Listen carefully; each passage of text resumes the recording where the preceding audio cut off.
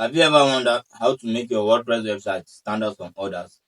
Well, in this video, I'm going to show you simple and effective tips to make sure your WordPress website shines. Let's get into it.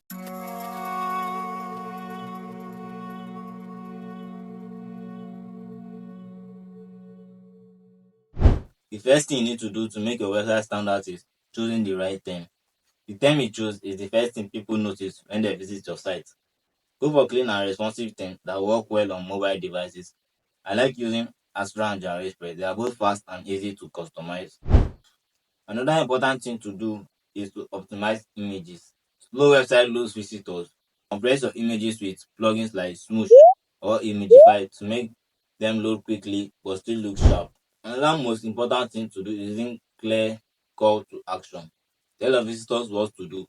Is it buying a product or signing up for a newsletter? A clear and visible call to action can make a big difference. Focus on SEO.